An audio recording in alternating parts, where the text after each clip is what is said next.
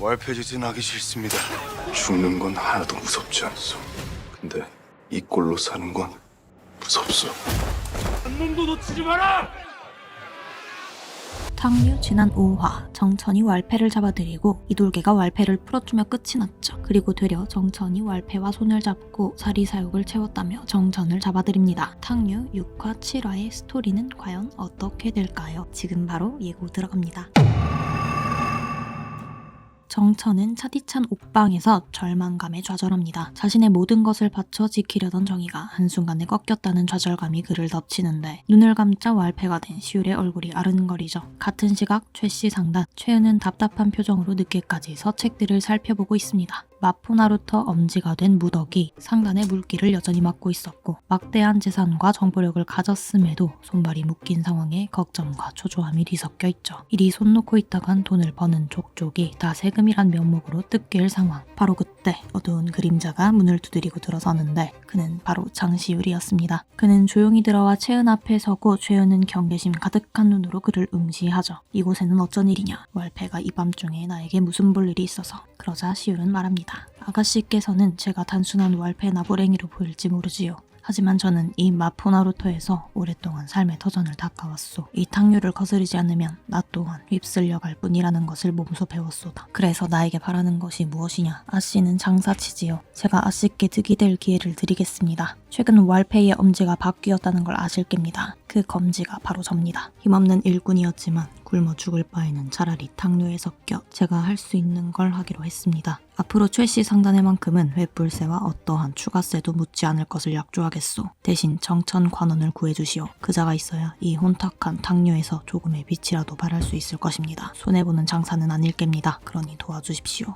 부탁합니다. 최은의 눈이 순간 번뜩이죠. 정천의 구출이라는 위험한 도박과 상단의 오랜 수건이었던 세금 면제라는 달콤한 이득 사이에서 그녀의 이성과 야망이 치열하게 개선하기 시작합니다. 늦은 밤 최은이 최씨 상단의 수장인 아버지를 찾아가죠. 이 늦은 시각에 무슨 일이냐? 아버지, 절호의 기회가 왔습니다. 마푸나루토의 검지가 제게 찾아와 정천 관원 구출에 도움을 주면 최씨 상단에는 횃불세 같은 추가 세금을 묻지 않겠다 하였습니다. 세금을 묻지 않겠다니 그 왈패의 말을 어찌 믿는단 말이냐. 게다가 관원을 구하는 일은 영모에 해당한다. 아버지, 절호의 기회예요. 방법이 없을까요? 최씨는 자신의 도움이 필요하면 찾아오라던 대호군이 생각이 났고 고민 끝에 시울의 제안을 받아들이기로 합니다. 다음날 대호군을 찾아가 자초지종을 설명하고 결국 정천은 풀려나게 되는데 하급 관리가 이돌개에게 급히 달려옵니다. 무슨 일인데 호들갑이냐? 딸이 큰일 났습니다. 대호군 나리에 친필 명령서가 내려왔습니다. 정천 관원을 즉시 석방하라고 하십니다. 그러자 돌개의 눈이 휘둥그레지며 대호군? 감히 왕족께서 이 일에 개입하셨단 말이냐? 이돌개가 명령서를 확인하고는 얼굴에 흑빛이 되죠. 왕족인 대호군이 움직인 일에 이돌개는 감히 맞설 수가 없습니다. 분노와 당혹감이 뒤섞인 표정으로 이를 갑니다.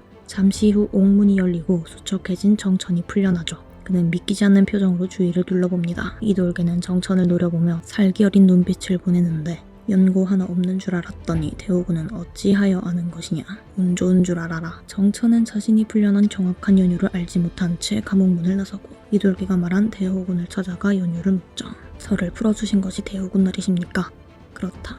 어찌하여 풀어주신 것입니까? 최씨 상단의 수장이 나를 찾아왔다. 그가 살아야 나라가 바로 잡힐 거라더고 지난번 자네의 모습을 보고 나도 한번 믿어보기로 하였다. 싸워볼 수 있겠느냐? 예, 감사합니다. 그리고 정천은 곧바로 최씨 상단을 찾아갑니다. 정천이 찾아간 최씨 상단에는 최은과 시울이 함께 있었고 시울은 정천을 발견하며 눈시울이 붉어지게 되죠. 왈패가 된 것이 사실이었구나.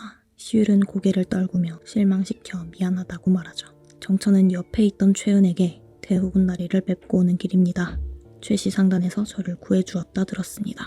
감사합니다. 그러자 최은은 시울을 가리키며 나리를 구한 건 이 사람입니다. 라고 말하죠. 정천은 시울을 다시 바라보며 끝내 포옹을 합니다. 얼마나 고생을 하며 살았을지 가늠이 안 된다 이놈아. 시울도 정천의 품에 안겨옵니다. 미안하다. 그래도 다행이다. 풀려나서. 최은은 시울과 정천의 재회를 보며 복잡한 심경을 느낍니다. 그녀는 시울을 그저 백성을 착취하는 무례배라고 생각했지만 자기 자신을 잡아들였던 정천을 구하기 위한 시울의 진심을 보며 그의 거칠었던 삶이 결국 이 탕류 같은 세상 때문이었음을 어렴풋이 짐작하게 되죠.